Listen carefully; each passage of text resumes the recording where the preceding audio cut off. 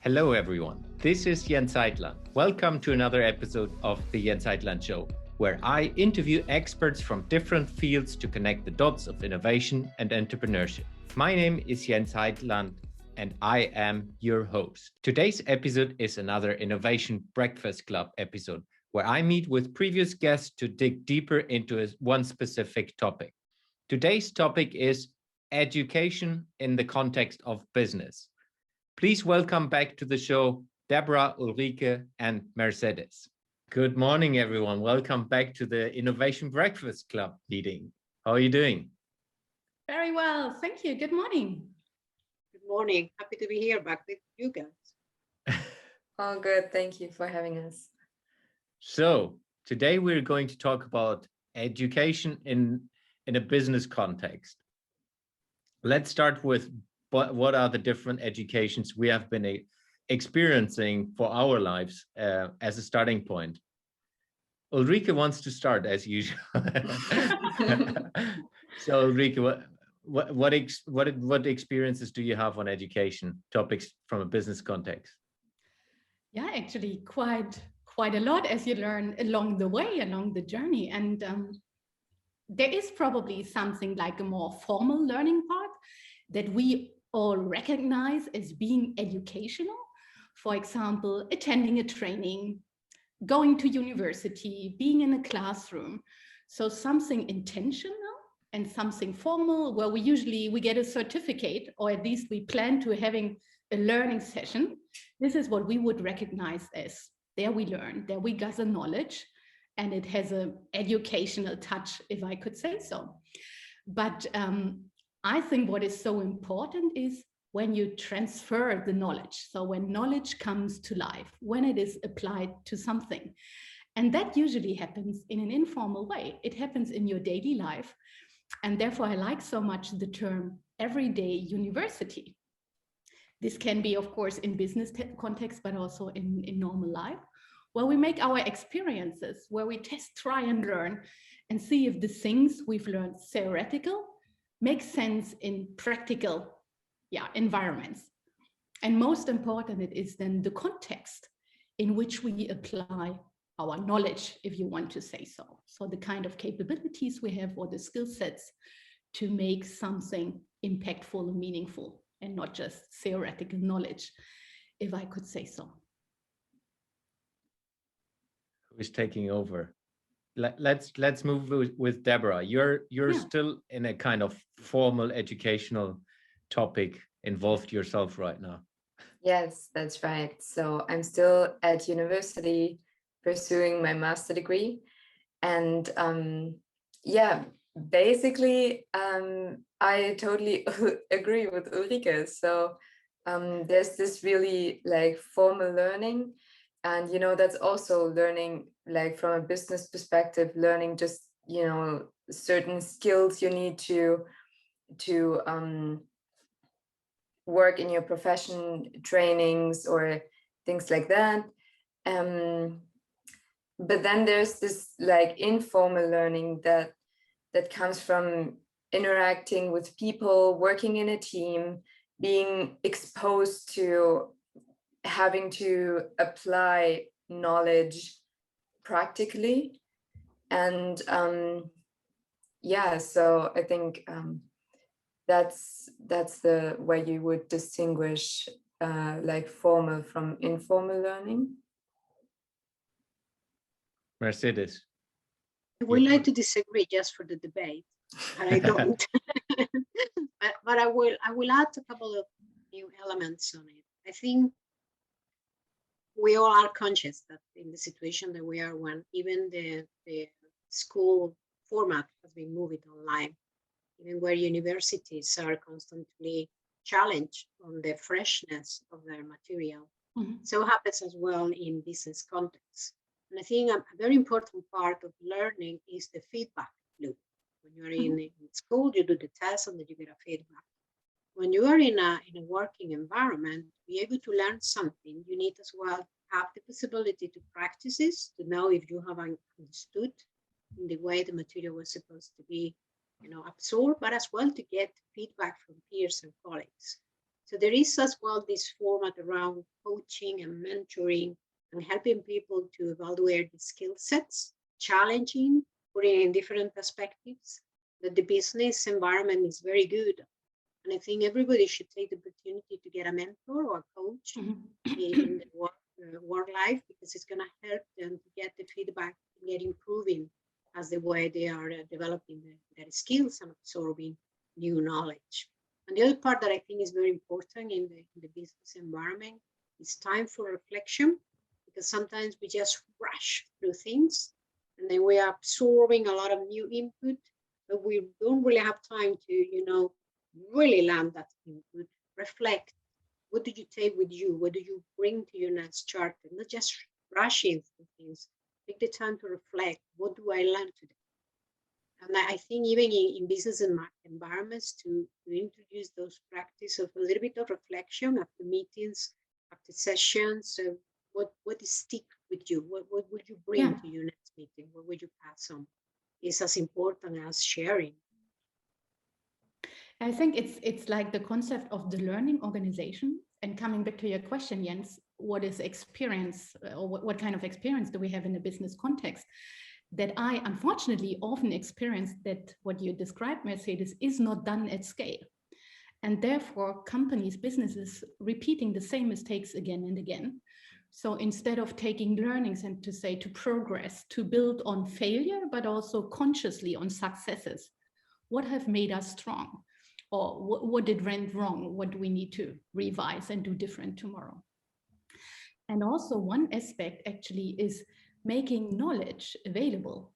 So in a worst case, knowledge is handled very exclusive. Like knowledge is power. Also dividing the organization, that you say upper management knows it all, other people are just there to follow. And of course, what we wish in today's world and what we need to overcome all the challenges is to have this organizational abilities, capabilities, and also the organizational learning to move forward. How have you experienced that, Mercedes? Have you seen that as well? Well, yeah, I agree with you. I think there is a good way of, let's say, preventing that to happen. When you are measuring specialists or leaders of anything else, don't measure only performance, measure as well the capability to share, really embedded knowledge, and making sure that people and everybody around them grow. So it is as important as measuring the result, is measuring how well are you contributing with your knowledge, with your experience to the better of the team. So it's easy to fix because what gets measured gets done. So we encourage companies to make sure that they put that in place. I've been running a lot of technical teams, and knowledge sharing was a very important part. Mentoring, so the seniors mentor the juniors. And every time someone went to a conference of anything, we put the requirement, when you come back, you're going to tell us what you learned. So document everything. Make sure that you share with the rest of your colleagues that didn't have the opportunity to follow the incident. So there is ways of going around, but you need to put it in practice, and you need to be very conscious about those objectives. Sorry. So I have a question to all of you. Why would you think that, that like revising and reflecting and taking out your learnings out of failures, why is that not done? Like, are people unaware that they're not really learning, or do they not have, or think they don't have the time to take a step back and reflect? What would you, from your experience, say is the main cause for that? The agenda is packed with operational stuff. So to have time to reflection means you need to take time away of delivery. Very often the delivery gets this tunnel view. You are doing, and you can be part of teams that there is no time for reflection because it's so much pressure in the doing. And I have been observing in companies right now, everybody's very stressed to come over a lot of hinders, and very few people are backing and say, let's take time to reflect, because things are accelerating and the speed is crazy. If you really don't dare to break that circle of just speeding up, and putting in, injecting in moments of reflection, they don't happen. because the force of the delivery is so strong that takes everybody with. Yeah, I could also see both of these. So one is where we started off our conversation with the formal and informal education. So for example, if a business is whether very busy or maybe even running badly, then actually you try to, often it's done that then you try to squeeze your learning budget. So you would not send people to conferences, or you would say, we don't allocate so much time in training. So we rather get the shit done. You know, we just work, as Mercedes said, and we don't take time to reflect. However, and then there comes this conscious and unconscious learning part, we can facilitate that. So Mercedes, you're absolutely right. So no one is holding us back to have those learning moments, even in the end of a meeting, in an end of a sprint or whatever, to say what went well, what went wrong, what have we learned, what would we do different. So even if it is not the formal setting of I go somewhere, I learn something, you can still have those learning moments by reflecting. And that is just a matter of prioritizing it and leaders to facilitate those kind of conversations. Yeah, and I think on top of that, it's one thing, it's the organizational responsibility where the organization need to solve that somehow, where the leaders or the managers of the organization get the role of facilitating it.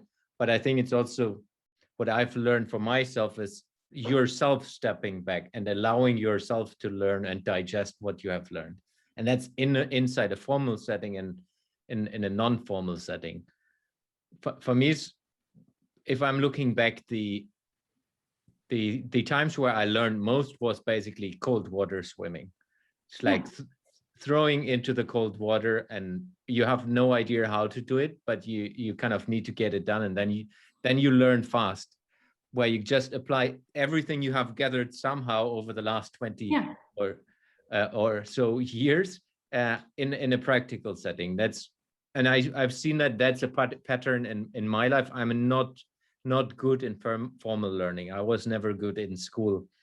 And I've started working with 16 and then did all the formal education in an evening school format.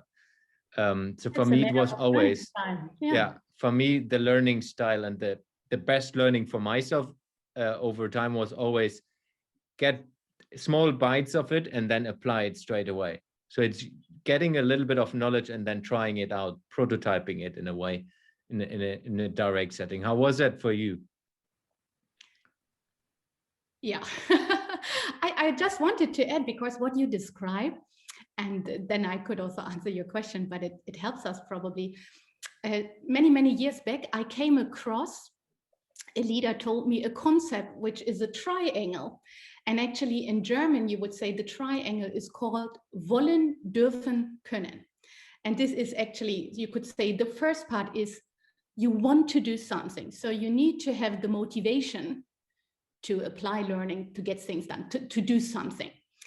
And on the other hand, you need to have the ability, you need to have the skill set to do certain things.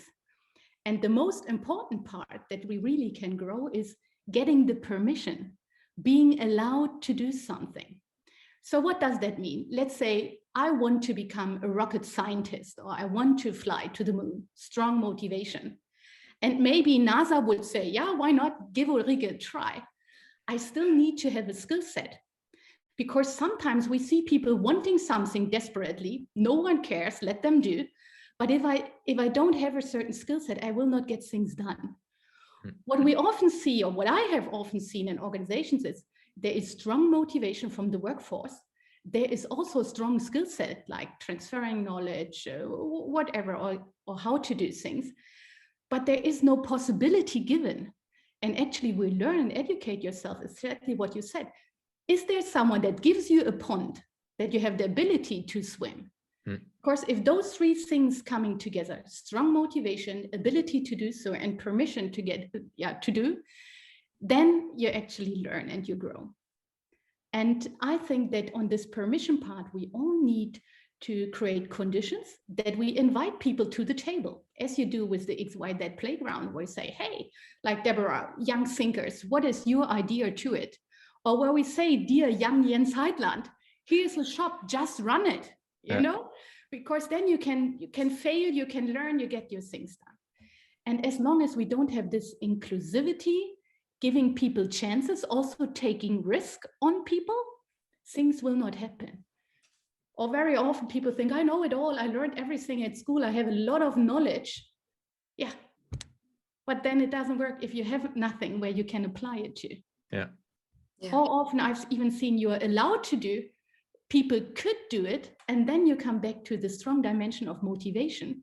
If people are bored out and say, no, I'm not in that anymore, you know, I'm just doing my part, but I'm not motivated to do more or to get it done. So I still like this pyramid a lot, because you yourself can weather the question, I'm able to, do I get the chance to do it? I'm motivated enough. And you can also assess your team or your situation. Where are we right now and what needs to happen? I have a reflection. I agree with you. The triangle, I like it. It's a very interesting one. Sometimes in working life, I've seen the situation, people with very strong motivation, managers that give them the permission to do, people without any skill set at all, but they have the intention, they have a lot of attitude, but you put them for fair as well, because the responsibility is sometimes too big. So put it in a safe environment in the beginning and try in a smaller portion would be the appropriate, not just giving a role that is 5 times bigger, but they have very good ambition, so intention. That's, in my opinion, that's wrong, because then you put people failing. And if you fail too many times, you may lose even your self-confidence. But the other thing I'm reflecting to the question of Jens in the beginning, how did you learn? I can refer to myself, and I'm wondering how people are doing right now. I always learn when I have a very strong need or motivation for it.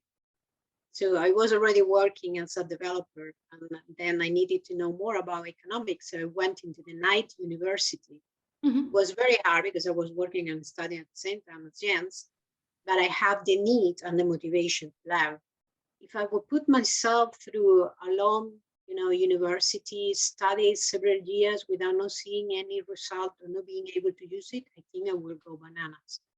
So it's not for me. I need to have the strong motivation, and I am very impatient, so I need to put it in practice immediately and try and grow and so on. So the long school bank is not for me, it's for other people. So what happens now in society when things move so quickly? What happens when you go into an university studies and then things comes out, 6 years later and before is somewhere else, and then you look and say, wow, why nobody told me about nanobotics when I was in the university? So how do we keep the study system, the educational system up to date today? What other people are doing? Even in business, things move so quickly. So how to keep up with change, and have the flexibility and malleability to be adapting and learning, improving your learning as you go. I think it's a huge challenge as a speaker. Things have been dramatically increased and never going to be so slowly as today as well. Yeah. And the interesting perspective on that is, if you take the state-run educational programs, like from very, very small kids, then going towards a university. And I think, at least what I've seen over the last 10 years, that universities going more privatized versions, and there are different ways of doing it. But the normal formal education, let's say from 6 years old to whatever, 15, 16, 18, 20, that's still very old school in a lot of countries. And I think that's what needs to change going forward as well. And we see now, I just see it here in Germany, where basically the last full year was not proper education for the small kids. Because for me, the educational part of having kids in a classroom is also the interaction between the kids. That's where they learn most, at least for myself. It's like they're missing so much now after 1 year of kind of distant education, not real education. Then sometimes they're allowed to go in back and sometimes not. And I think it will be interesting to look forward how we as societies as well solve that, in a way of how do we adapt our educational systems to the real needs and to the changing environment when it comes to business. Because in the end, the kids grow up and they go into businesses, and that needs to be adapted going forward. Debora, what do you think about these topics? So yeah, I think that the formal learning we have mentioned before, like universities or how our school system is set up, at least in Germany, it's quite detached from like working practically. So I really agree that there should be somehow a closer connection between the two. For me personally, I think it's great to take something and then put it into action. But I am still kind of growing into that. So for me, it's really helpful if I have a really rough plan of what do I want and what can be possibilities to get there. So it's a little difficult for me still, and perhaps it will stay difficult. I don't know, but I'm trying to take something and just apply it immediately. I kind of like to take a step back and then see, okay, what makes sense right now for me, and how can I use this like in a meaningful, senseful way. So I don't say, like, I don't think that I jump immediately, but I do think that, you know, out of the action, you kind of get that kind of intrinsic reward a bit, you know, because you see, like, does it work? Does it not work? You don't get that from just sitting and thinking about it. Yeah, you have to act on it. Also to kind of discover, like, how is that learning working, and what can I do with it? And I think that is when it gets really, really interesting, to really see, like, how did things change now in this, like, adjusted strategy I'm using, compared to the time or times before. And yeah, how did that learning that I took out of last time kind of help me to be more successful in what I'm doing? Yeah, the interesting perspective is as well, if we look into lifelong learning, and we have mentioned it already. If you just look, when I started school, it was still the perception of, hey, you go into school, and after you finish school, you know what profession you're doing, and that profession will stay until you're retiring. And that's now a bit more than 20 years ago. This completely changed now. So I don't know exact figures, but I think it's around, like, every 4 to 5 years you're changing business, or companies you work with, which at that time wasn't even thinkable of. Like, my brother is still working 25 years in the same company. Mm-hmm. That's completely changed. I just see a lot of people changing every 4 or 5 years their job, and as well not working in their original profession. If you take myself, and almost nobody knows this, I'm a professional electrician. So it's like the engineering version. I haven't worked in that field the last 10 years now. Mm-hmm. And I'm doing completely different things. What are your perspectives on that, Ulrike? Yeah, I believe that for us, therefore, the big task is in existing businesses, but also in the ones that will disappear in the coming decade, to reskill and to upskill. So if I go back, when I was 16, I started with an apprenticeship to become a businesswoman. So I was lucky. I liked retail so much. I'm still working in retail. But actually, the things I've learned back then are totally different today. So the whole mechanics and understanding of what retail is about, what retail contains, and what retail has to deliver is different. So of course, during my career, as I was in that business, I needed to evolve. But I was also lucky to have an executive master, to finish that recently. And actually the learning on university at this stage was totally different. Of course, I was different. I decided consciously that I wanted to have this learning experience.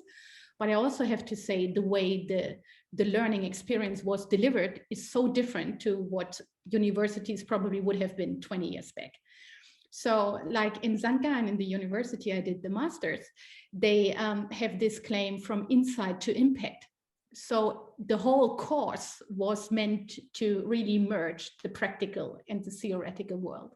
So having case studies, really learning from real life experiences, and also to immediately apply your learning so that it doesn't become a theoretical thing only. And I do believe that due to digitalization today, we have a lot of opportunities. Like this format, we are now sharing our experiences. Other people can just look it up if they are interested in. Or think about all the universities today have online studies. And by that, you make knowledge available and accessible to many, many more people in the past. So it's not that you need to pay a lot of money, that it's absolutely exclusive. Even if you have a small wallet or even no wallet, you can look up for, let's say, training sessions in LinkedIn for free, or on other things, or you can look up and follow blogs or podcasts to learn from others. So I think there is an opportunity to share knowledge in a totally different way. And as long as there is space for people given opportunities to apply that, I think we as society will also evolve. And the reskilling part is actually not so easy, because sometimes you are just confronted with, your job will be done. You know, you're working in a coal mine, and in 10 years from now, the coal mine is gone. So you need to find a new field to work in. Or if it is, you have increased expectations in your existing job, where you need to learn how to use digital tools, how to do an innovation sprint, or whatever it is. So I think we are all questioned in one way or another, to a different degree, to upskill and reskill each other. Yeah. We'll add to upskill and reskill and learn as well. I think it's important that the companies takes the time. What does it mean to adopt new technology? Let's talk about for a moment digitalization, how the digital economy works. What does it mean to have completely different digital tools in your own business model? What is different? Not only adding a skill, but being able to let it go, some of all the old learnings, because they are not applicable. And that capability to go and reflect, this is old, this is outdated, I'm not going to use this way of working or this knowledge or this application of this particular discipline anymore because it's outdated. It's as important as being able to absorb new skills. We need sometimes to let things go, to create space for the new ones to fully and get the value out of that particular capability. Yeah. I also like to dig in there a little bit, because one aspect is that in the past I had the understanding, or society, if I could generalize it, you have to learn a lot, and then when you know the most, you climb up the career ladder, and the higher you go, the more the people know, the more specialist they are. And in today's world, you can't know everything. It's just impossible. So I believe that the knowledge part that was like a holy grail in the past, probably you downtone that a bit. It's more about the abilities. Can I facilitate an organization? Can I bring together different perspectives? I'm able to transfer insights to action. I'm able to transfer or to facilitate implementation of certain things. So also the capabilities that are not just related to, do I know something? I'm able to put a light bulb somewhere, I'm able to sell a shoe. It's more about how do I bring together the information and also the skills needed to get something done. So probably there is also something, and the question is, where is that taught best? In universities, ? Or in real life, to develop those abilities? Yeah, I would like to add to that. And it's basically, for me, that's a huge thing. And I'm trying to preach that a lot, leadership. It's demanding way more to all future leaders inside an organization. And I always distinguish leadership to management. Management is you have the position and you have the authority from a position. Leadership is more, for me, the perspective of, so it's more your team members defining that you're the leader. It's not yourself.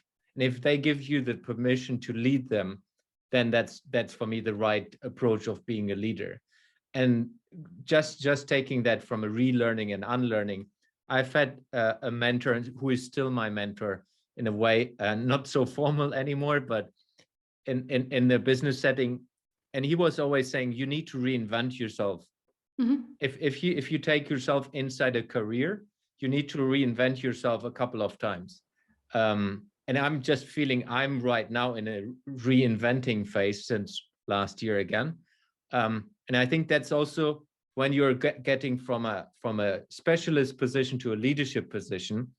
He told me once, you need to forget what you did on a specialist, not forgetting, literally forgetting. It's more about you don't put that in the front anymore. You need to allow your team members to make the mistakes, even if you know that they're doing something wrong. If it's not hurting the company and the business, they need to have the learnings because they need to feel that they're the specialist. So it's all about this leadership perspective and how do we learn to be leaders and how do we get this into, and that's where it comes again. It's like, how do you build this in for young people who are growing now in a more formal setting? It's all about theory.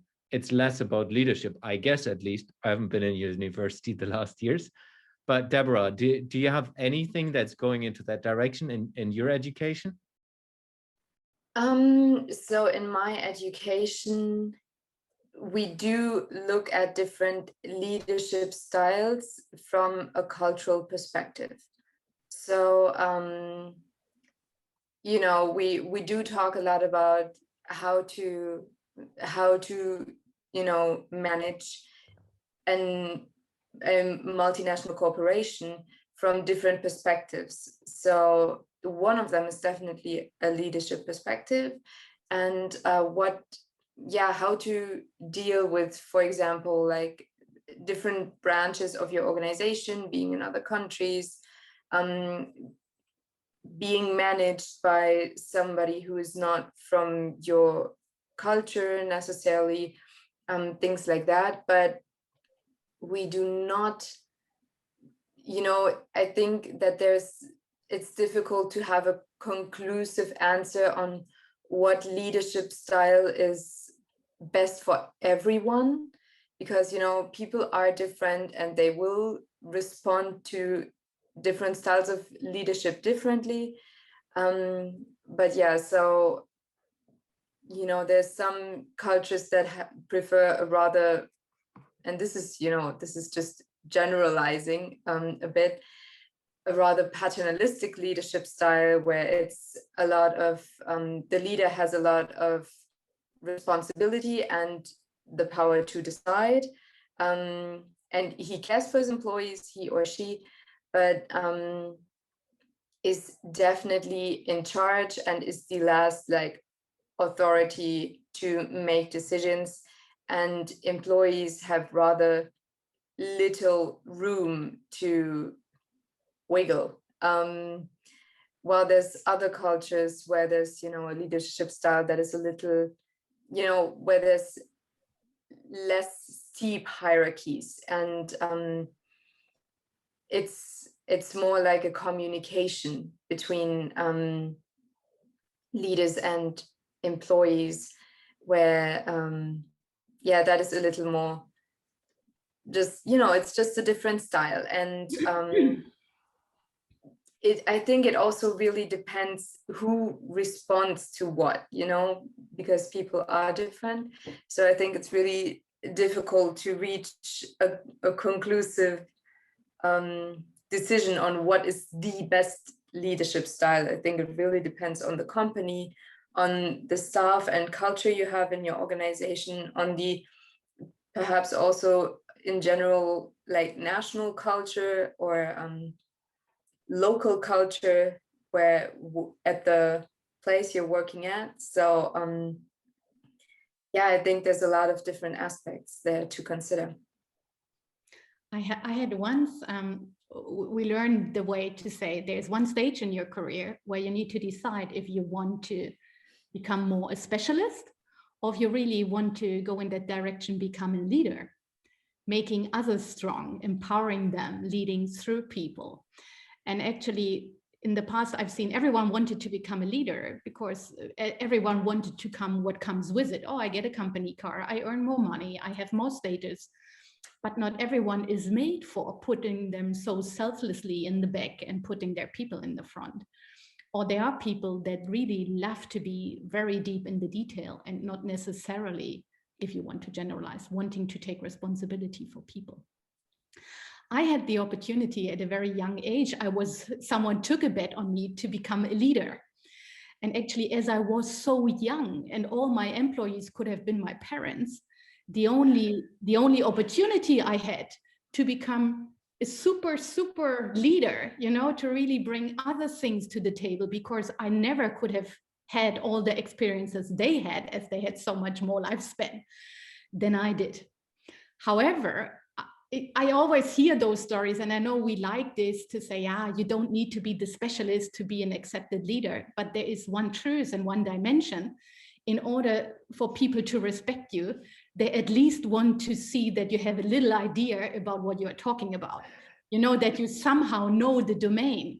Because if you just say, I'm so nice, I give you opportunities, we share, I facilitate the learning and all of this, it's not enough. So of course, we don't like to speak out this truth, but at least you need to have a dimension of, I know what I'm talking about. I'm maybe not the super specialist, but I know the domain. And by that, I'm also capable to see what is needed to really add on or to empower the team to do even more.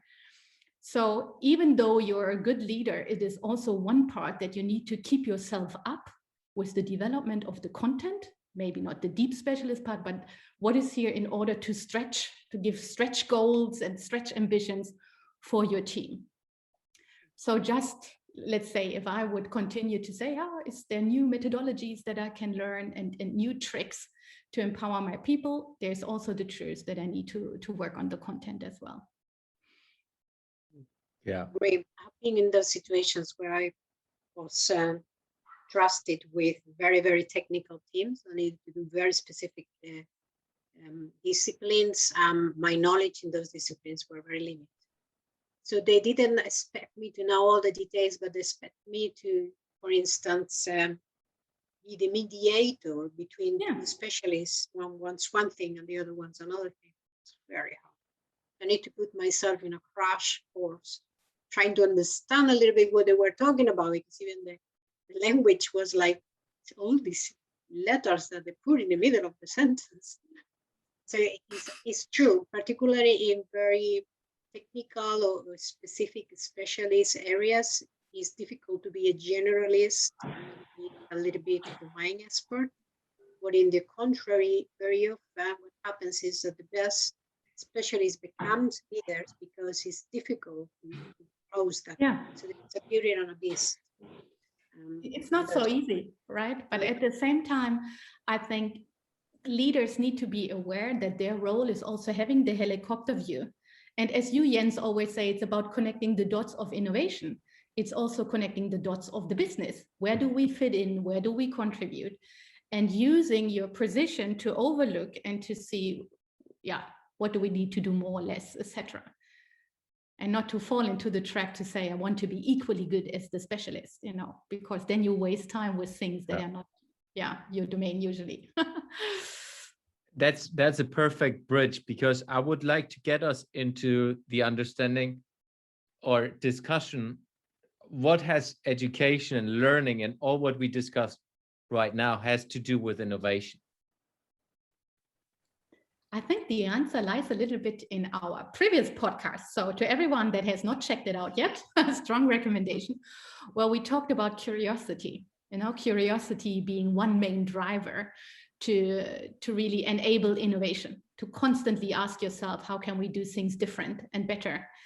And actually learning is one important part, because innovation is only happening if it is fueled from curiosity, but also from constant learning and from failure. You need to listen very much. What is the market needing? What is not there yet? But at the same time, you need to test and try. And by that, you create a great output, which is a learning bucket. In your test and trial, you see what has been working or responding well and what not. And you need to take those insights into your next step, you know, to whether say I deploy something, I develop something, whatever. So I think it's strongly interlinked. There will be no innovation without any kind of learning. Otherwise, it would just be a repetition of something that is still there. Debora. Yeah, I agree, like 100%. I think that learning facilitates innovation massively. And I think especially, you know, you learn the most when there's some sort of friction. And when there's like a point of view or something that you don't necessarily agree with. And so, you know, if you want to innovate, you want to create something that provides some sort of value that is not there yet or there in that form. And I think in order to reach something like that or create something like that, you have to learn and you have to expose yourself to different viewpoints, different opinions, and also thoughts that you may not necessarily agree with, because they help you to see a problem from multiple perspectives, and then you're able to integrate those perspectives into your solution. Very good point. Yeah. I will add, I heard something, I think it was yesterday, that triggered my imagination. I will add, innovation is the preferred environment for learning. And the reason is because innovation by default contains failing. You are not innovating if you are not willing to fail. And fail is very hard when you are an adult, but it's very easy when you are a young person. That's because children and young people learn much more faster because they are willing to fail. Imagine when you were a kid, everybody was failing and tying your shoes, laces on your shoes, because it was difficult for everyone. You could see it. But when you are a grown up, you don't want to fail because others are succeeding and you are not. So it creates this little bit of afraid to fail, where in an innovation environment is the perfect, you can say, arena for trying and fail. And with that, learning comes by default. One nice aspect is probably also making those innovations or those learnings available and accessible. I can imagine you invent something. Let's say you sit in a room, you invent it for yourself, you have those great smart idea. But somewhere you need to go out, you need to test it, you get real life feedback. Is this total shit, or is this the next, I don't know, unicorn? Is this the next super wow? And this is so nice because when we go out, we make things available, and then we give the platform and the chance for others to build on, and by that making things even better. Yeah. What is a very important point? Take the opportunity to learn from everybody else. So what are the things that are working and not working for others? Because it's a great opportunity to maybe shortcut some of your own failure. You don't need to invent the wheel yourself. I can remember being on a wine taster vineyard close by. We were doing trial and error on growing grapes. It's like, human rights hasn't done that for thousands of years. Please take any book and you will go much more faster. So sometimes the learnings are available. You don't need to fail on everything yourself. Take the opportunity to take and share from others, and you know, do some shortcuts and fail yourself. What I like so much about this decade, that it becomes more, or we as humans become more at ease to show our vulnerability, to also say things didn't went well or I messed up. And I think that was not okay. Let's say a decade back, you as leader or as important person in business, you had to show I have everything under control. And I think more and more we get at ease with, we allow ourselves to speak about and to show our failures, and by that opening up and to find collective solutions. And I think this is something that I like very much, and of course also have to learn and to progress. But inviting more people to the table, making learnings, making failures available helps us to grow faster, or also in terms of innovation, to come quicker to a joint solution, or to a solution that makes sense. I would like to. Vulnerability with the boundaries is a very, very powerful thing. shows your strength. It needs to be within a boundary. Yeah. I would like to transition now into the last part, which is, what did we learn in our conversation today? And I would like to add every one of you a call to action for the listeners. So what do we want the listeners to act on? So who wants to start? Debora wants to start. Yeah, I can start. So I think, so for me, the biggest learnings were really that, you know, because I'm not so experienced with the whole organizational setting yet, was how to facilitate and use learnings in an organization, and how to create that space for reflection and you know, the time to look at what happened and what you've learned and how you can improve. And so I first of all want to thank you for that. And also my call to action would be to everyone who is in a position in an organization where you can make a decision like that, and you can facilitate that use of learnings. Please check how in your organization you can integrate that space for reflection and for feedback, and how you can enable not only yourself but also your colleagues or employees to learn from what they've done, and really see how you can kind of fit it into your schedule of your organization. Ulrike. I would like to say to our listeners, don't wait. I like the concept. We have not touched it, but this is one missing aspect of self-responsibility. So don't wait learning to be given to you. Don't wait for the permission to grow.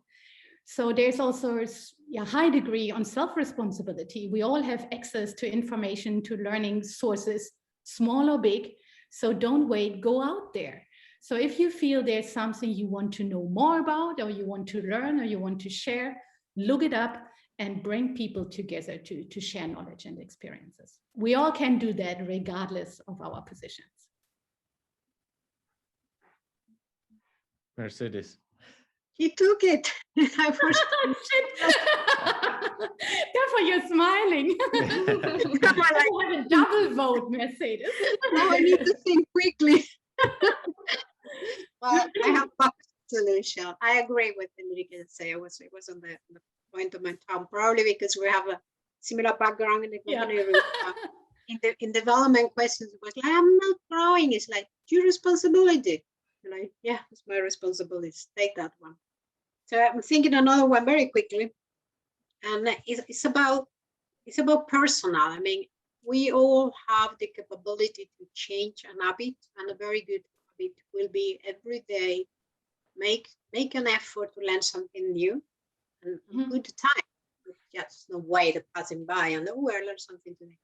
Make the effort to learn something new and ask for feedback, because feedback is a very good way of learning. So put it out like a routine. I'm going to learn something today. I'm going to look for learning something today. I'm going to ask for feedback. That would be my challenge to the listening. Great one. I will add one from my side as well. Number one is invite people for a dialogue. And just opening up, and Ulrike, you mentioned that already a little bit, is like build a platform that sounds so technologically, but it's more about, hey, as easy as we do right now, we're basically sitting in our homes. We're having a conversation around the specific topics, and it's literally only, hey, let's discuss a topic openly, and we will learn from each other. So as easy as that. But then for me, one big part, which Debora and I talk a lot about, is listening. Start with listening and open yourself up to other opinions. and then you will learn. If you only have a closed mindset, which gets you into one direction, you will not learn. So it's opening up and trying to understand different perspectives, even if you don't agree directly, because you don't need to agree on every other perspective. It's more about, hey, I want to understand your point behind your opinion. And then you start learning in different ways. That's it for today. Thank you very much for your times again. It was a pleasure having you again in a Innovation Breakfast Club discussion, and looking forward to the things coming up in the future. Thank you very much for spending the time with me. Thank you. Thank you so much.